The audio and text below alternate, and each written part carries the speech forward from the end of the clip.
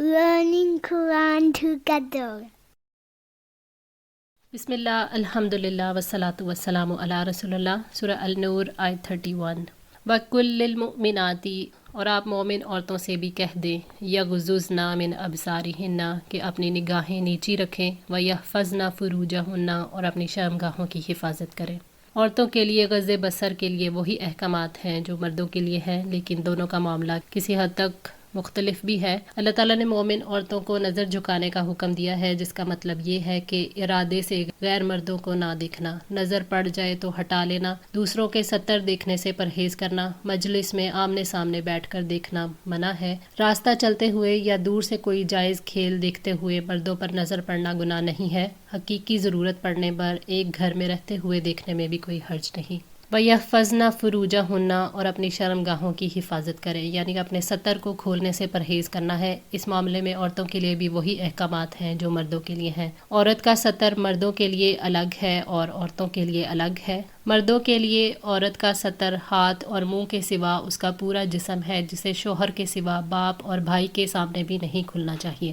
اور عورت کا عورت سے ستر وہی ہے جو مرد کا مرد سے ستر کی حدود ہے، یعنی ناف اور گھٹنے کے درمیان کا حصہ جو ہمیشہ ڈھانکنا فرض ہے۔ عورت کو باریک لباس نہیں پہننا چاہیے جس سے جسم جھلکے، یا ایسا لباس جس کی وجہ سے جسم نمایاں ہو۔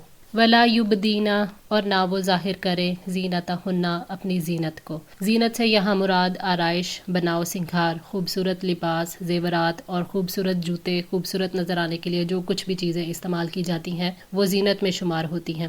الا ما ظہر منہا، مگر جو اس میں سے خود ظاہر ہو جائے، یعنی ظاہری لباس جس کو عادت کے مطابق پہنا جاتا ہے اور اس کی نمائش کو نہیں روکا جا سکتا، اسی میں آتا ہے اس لباس میں ایسی کوئی چیز نہیں ہونی چاہیے جو فتنے کو دعوت دے۔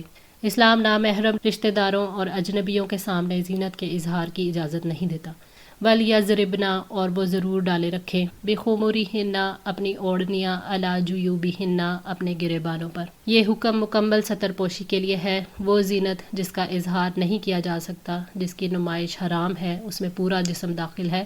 جیب اس شگاف کو کہتے ہیں جو قمیض میں سینے پر ہوتا ہے، اور خمار اس چادر کو کہتے ہیں جو سینے پر اوڑھی جاتی ہے۔ سینے پر چادریں ڈالنے کا حکم اس لیے دیا گیا کہ یہ ان مقامات میں سے ہے جن کا جنسی میلان سے تعلق ہے، اور اللہ تعالیٰ انسان کو فتنے میں نہیں ڈالنا چاہتے، اس لیے اللہ تعالیٰ نے انسان کو فتنے سے بچایا ہے۔ حضرت عائشہ رضی اللہ تعالیٰ عنہ نے کہا کہ اللہ تعالیٰ ان عورتوں پر رحم کرے جنہوں نے پہلی ہجرت کی تھی، جب اللہ تعالیٰ نے آیت اور اپنے دوپٹے اپنے سینوں پر ڈالے رہا کریں تاکہ سینہ اور گلا وغیرہ نظر نہ آئے نازل کی، تو انہوں نے اپنی چادروں کو پھاڑ کر ان کے دوپٹے بنا لیے۔ صحیح بخاری 4758۔ وَلَا يُبْدِينَ، اور نہ وہ ظاہر کریں، زینتہن، اپنی زینت، الا لِبُعُولَتِهِنَّ، مگر واسطے اپنے شوہروں کے، او آبائہن، یا اپنے باپوں کے، او آبائی بعولتہن، یا اپنے شوہروں کے باپ کے، او ابنائہن، یا اپنے بیٹوں کے، او ابنائی بعولتہن، یا اپنے شوہروں کے بیٹوں کے، او اخوانہن، یا اپنے بھائیوں کے، او بنی اخوانہن، یا اپنے بھائیوں کے بیٹوں کے، او بنی اخواتہن، یا اپنی بہنوں کے بیٹوں کے۔ شریعت نے ان تمام رشتوں کے سامنے زینت کے اظہار کی اجازت دی ہے جن کا ہر وقت گھر میں آنا جانا رہتا ہے۔ جس حلقے میں عورت اپنی زینت کے ساتھ پوری آزادی کے ساتھ رہ سکتی ہے، ان میں شوہر، باپ، شوہروں کے باپ، اپنے بیٹے، شوہروں کے بیٹے، بھائی، بھائیوں کے بیٹے اور بہنوں کے بیٹے، اور اپنے میل جول کی عورتیں، اپنے غلام، اور ایسے نوکر چاکر جو شہوت والے نہ ہوں، اور ایسے بچے جو عورتوں کی پوشیدہ باتوں سے واقف نہ ہوں، وہ ان میں شامل ہیں۔ حضرت عبداللہ بن عباس رضی اللہ تعالیٰ عنہ نے بیان کیا کہ نبی صلی اللہ علیہ وآلہ وسلم نے حضرت حمزہ رضی اللہ تعالیٰ عنہ کی صاحبزادی کے بارے میں فرمایا کہ یہ میرے لیے حلال نہیں ہو سکتی۔ جو رشتے نسب کی وجہ سے حرام ہو جاتے ہیں وہی دودھ کی وجہ سے بھی حرام ہو جاتے ہیں۔ یہ تو میرے رضائی بھائی کی بیٹی ہیں۔ صحیح بخاری 2645۔ او نسائہن، اس سے مراد مسلمان عورتیں ہیں۔ امیر المومنین حضرت عمر بن خطاب رضی اللہ تعالیٰ عنہ نے حضرت ابو عبیدہ کو لکھا کہ مجھے معلوم ہوا ہے کہ بعض مسلمان عورتیں حمام میں جاتی ہیں اور ان کے ساتھ مشرکہ عورتیں بھی ہوتی ہیں۔ سنو، کسی مسلمان عورت کو حلال نہیں کہ وہ اپنا جسم کسی غیر مسلمہ عورت کو دکھائے۔ مسلمان عورتوں کے سامنے زینت کے اظہار کی اجازت اس لیے دی گئی ہے کہ انہیں کسی عورت کی زینت اور اس کے جسمانی اعضاء کی حالت کو اپنے شوہروں کے سامنے بیان کرنے سے روک دیا گیا ہے۔ او ما ملکت یا جن کے مالک ہوئے ایمانہن ان کے دائیں ہاتھ، او التابعین یا زیر دست، غیر اولی الاربتی نا خواہش رکھنے والے، من الرجالی مردوں میں سے، او الطفلی یا لڑکے، الذین لم یظہروا وہ جو نہیں واقف ہوئے، علی عورات النساء چھپی باتوں پر عورتوں کی، یعنی اس غلام کے لیے جو گھر میں صرف خواتین کی خدمت کے لیے مامور ہے، اپنی مالکہ کو اس وقت تک دیکھنا جائز ہے جب تک کہ مکمل طور پر اس کی ملکیت میں ہے۔ جب ملکیت مکمل طور پر یا جزوی طور پر زائل ہو جائے تو مالکہ پر نظر ڈالنا جائز نہیں۔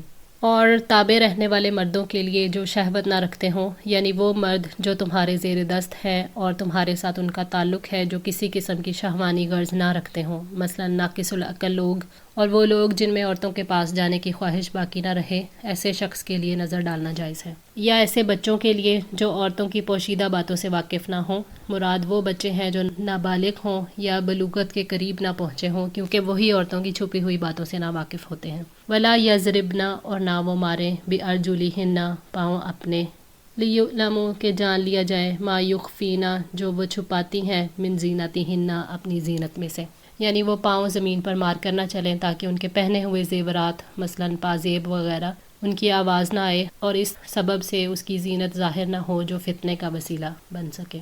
وَتُوبُوا إِلَى اللَّهِ جَمِيعًا اور تم سب مل کر اللہ تعالیٰ کی طرف توبہ کرو، أَيُّهَا الْمُؤْمِنُونَ اے مومنو، لَعَلَّكُمْ تُفْلِحُونَ تاکہ تم فلاح پاؤ۔ توبہ کیا ہے؟ یعنی ان کاموں کو چھوڑ دینا جو اللہ کو پسند نہیں اور ان کاموں کو کرنا جو اس کو پسند ہے۔ اللہ تعالیٰ نے ایمان والوں کو خالص توبہ کی ترغیب دیتے ہوئے فرمایا وَتُوبُوا إِلَى اللَّهِ جَمِيعًا، یعنی دنیا کی آفتوں سے محفوظ رہنے کے لیے اللہ تعالیٰ سے سب مل کر توبہ کر لو۔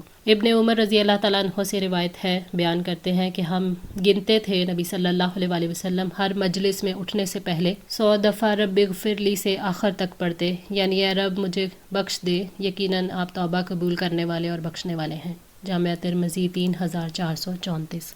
وَأَنْكِحُوا اور نکاح کر دو، الایام منکم بے نکاحوں کا تم میں سے، والصالحین اور جو نیک ہوں، من عبادکم تمہارے غلاموں میں سے، وامائکم اور تمہاری لونڈیوں میں سے، ان یکونوا فقراء اگر ہوں گے وہ محتاج، یغنیہم اللہ غنی کر دے گا انہیں اللہ، من فضلہ اپنے فضل سے، واللہ واسع علیم اور اللہ تعالیٰ بڑی وسعت والا سب کچھ جاننے والا ہے۔ اللہ تعالیٰ نے سرپرستوں کو حکم دیا ہے، مراد وہ مرد اور عورتیں ہیں جن کی بیویاں اور شوہر نہ ہوں، قریبی رشتہ داروں اور سرپرستوں پر واجب ہے کہ وہ ایسے لوگوں کا نکاح کر دیں۔ حضرت علقمہ رحمۃ اللہ سے روایت ہے، فرماتے ہیں کہ میں حضرت عبداللہ بن مسعود رضی اللہ تعالیٰ عنہ کے ساتھ چل رہا تھا کہ آپ نے فرمایا ہم نبی صلی اللہ علیہ وآلہ وسلم کے ساتھ تھے، آپ صلی اللہ علیہ وآلہ وسلم نے فرمایا جو کوئی استطاعت رکھتا ہو اسے نکاح کر لینا چاہیے، کیونکہ یہ نظر کو نیچی رکھنے اور شرمگاہ کو بدفعلی سے محفوظ رکھنے کا ذریعہ ہے، اور اگر کسی میں نکاح کرنے کی طاقت نہ ہو تو اسے روزے رکھنے چاہیے کیونکہ وہ شہوت کو ختم کرتے ہیں۔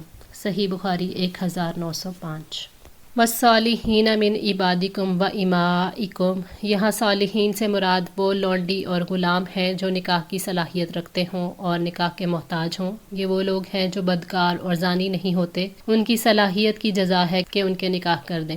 ان یکونوا فقراء اگر وہ غریب ہیں، یعنی شوہر اور نکاح کرنے والے، یغنیہم اللہ من فضلہ تو اللہ تعالیٰ اپنے فضل سے ان کو غنی کر دے گا، یعنی یہ وہم نکاح کرنے سے نہ روک دے کہ نکاح کرو گے تو خاندانی بوجھ بڑھ جائے گا جس کی وجہ سے محتاج ہو جاؤ گے۔ نکاح کرنے والے سے یہ وعدہ کیا گیا ہے کہ اللہ تعالیٰ اسے خوشحال کر دے گا۔ واللہ واسع علیم اللہ تعالیٰ نے اپنی صفت واسع سے یہ شعور دلایا ہے کہ تمہارا دامن تنگ سہی لیکن اللہ تعالیٰ وسعتوں والا ہے، تم اس پر بھروسہ کرو تو اللہ تعالیٰ تمہاری مدد کرے گا۔